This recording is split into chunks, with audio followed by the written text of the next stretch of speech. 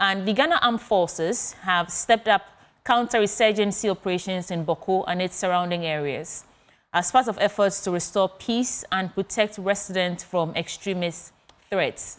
Our man on ground has the story, and so I want to go straight to Albert. Sorry, and Albert, give us the details in terms of the development in Bawku right now in relation to peace enforcement and stepping up of the counter-insurgency operations by the Ghana Armed Forces in Bawku and its surrounding environments. Albert, sorry, if you're with me, we want to get some updates from you now in terms of what exactly the Ghana Armed Forces is doing to step up their counter-insurgency operations in Bawku, and what are some of the latest updates we know? Yes, sweetie. So the Ghana Armed Forces deployed 400 more soldiers to Bawku about 2 days ago. They did this deployment at the barracks of the 11 Mechanized Infantry Battalion here in Bolgatanga before they proceeded to Bawku on the same day. The Chief of the Army Staff was here to address the men before they set off. What we got from that interaction with them was that an existing operation had already been going on, and they had been training for this to try and handle all the violence and other issues going on around the country. And they were supposed to start this operation in August. While they were preparing for this, the recent disturbances in Bawku happened. And so it was an opportunity for them to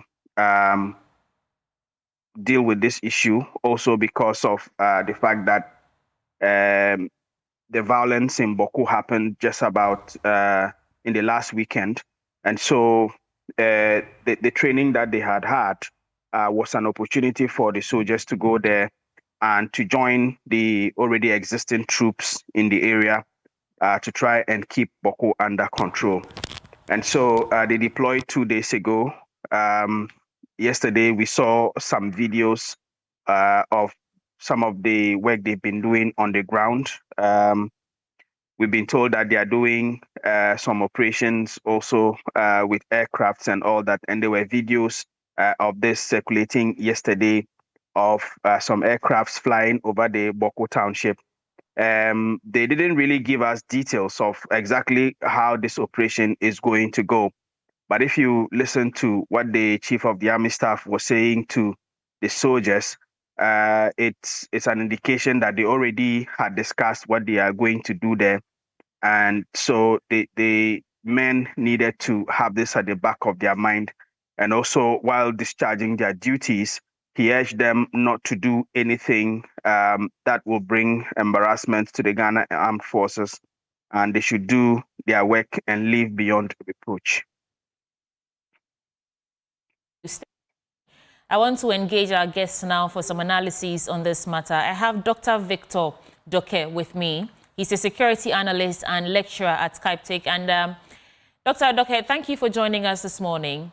I want to start from the comments from the President, John Dramani Mahama. He said that the recent escalation of tensions in Bawku signals a deliberate attempt by persons who are benefiting from this chaotic or conflict in that region.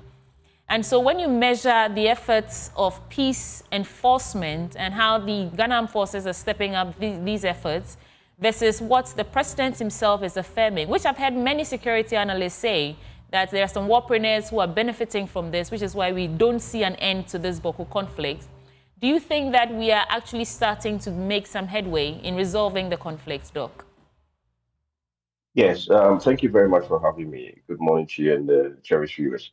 We are making a very, very, very good, progress with regards to one of the measures which will be a mid to long-term strategy, coupled with the final announcement or final decision taken by the O24 Mediation Committee. So these measures are very apt. It is going to be a very good step. It will make a lot of progress with regards to, maintaining calm in the area. And then also, you're talking about locating various armed elements, criminal armed elements in that area who have taken advantage of the, conflict to perpetrate crimes here and there. Now, the this operation itself is enhanced in that it is not like the usual enforcement of curfews. Now you can have, you know, strategized operations such as searches, seizures with regards to illegal weapons, or identifying people who have been what known to be involved in crimes in the past. So any type of operations that would mandate that we get to the bottom of what illegal activities in Boko, you're sure that with the new mandate given to the Ghana forces, the enforcement aspect, this will be rolled out. So I think by and large, the mid to long term, there's going to be a lot of progress um, going to be done in Boko and its enclave, and we should just watch out for that. What about the people? We've had reports in the past of military personnel who were deployed to Boko to keep peace, but there was some sort of clash between civilians and military personnel. Now that there's intensified military presence in Boko and its surrounding areas in that same effort to enforce peace, do you think that this might affect, or how would this affect the people who are not, in any way participating or fueling this conflict? Is this good for the people as well? Well, yes, generally, you're talking about bringing lasting peace, and this is one of the ways. It won't affect anybody.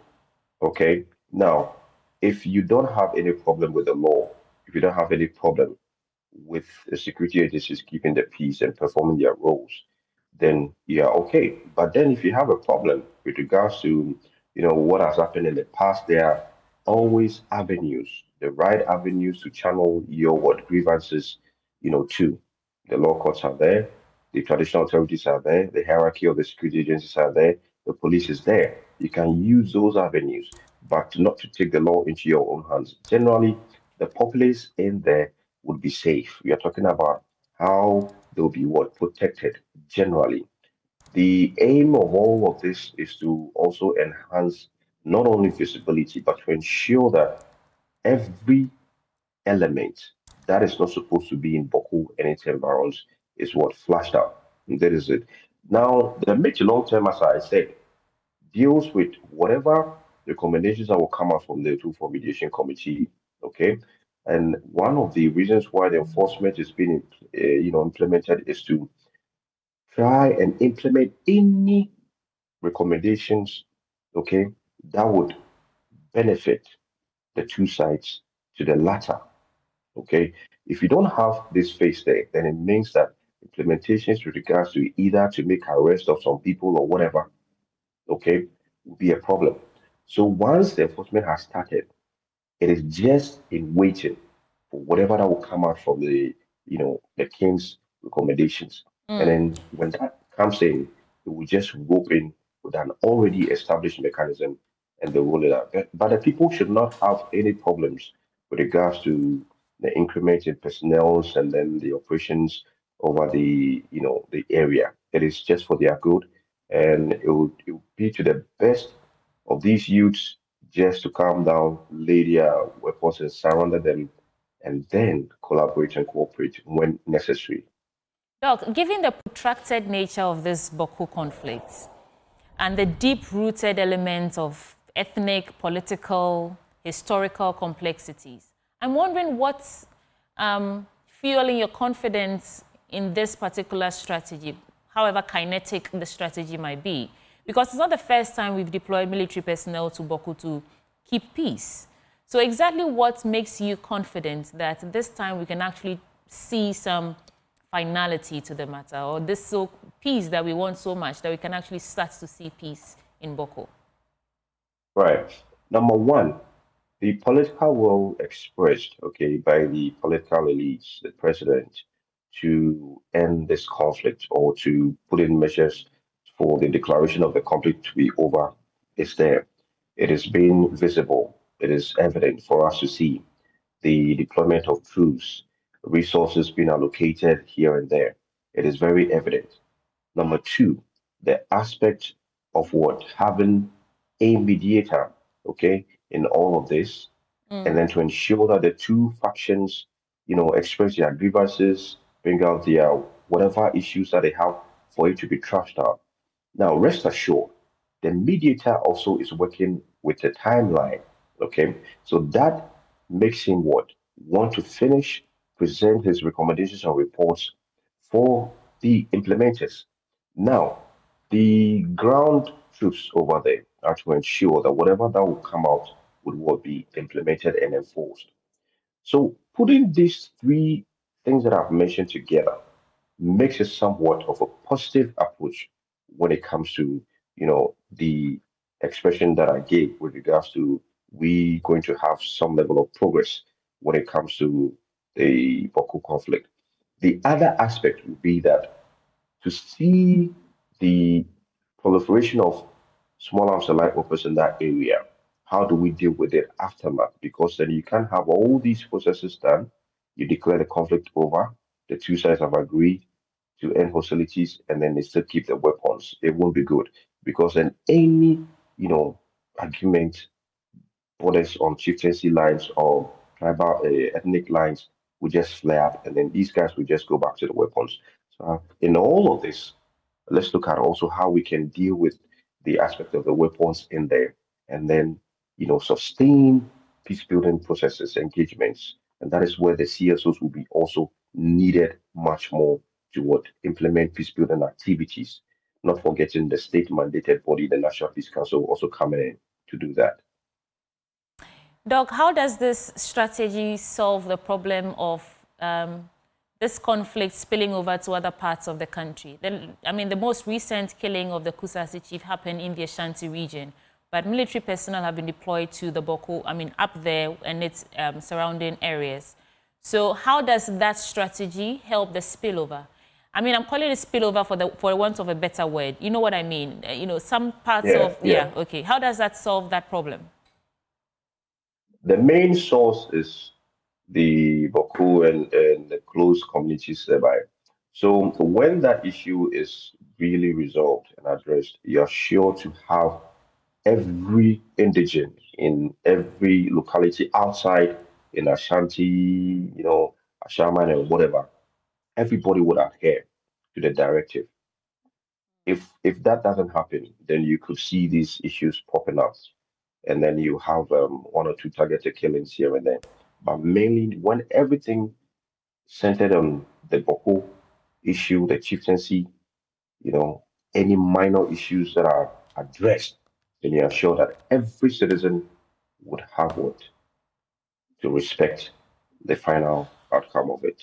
So that one alone also gives the impression that whatever happens in there, the two sides coming together, ironing out issues, it sends a message to all of their followers, all of the youths in there and out there that it is over. You just lay down and then let peace reign. And that's it. Finally, before I let you go, do you agree with what the president said, that there are some people who are interested in the conflict continuing? That is why we're seeing this escalation in tensions and so on and so forth. Is that, in fact, what is happening? That there are warpreneurs who stand to lose if the conflict is over? It's not only the president saying that. I think if you followed closely with what some of us have been saying long ago, in the past, with regards to when we started commenting on this conflict, we've always stated that there are stakeholders.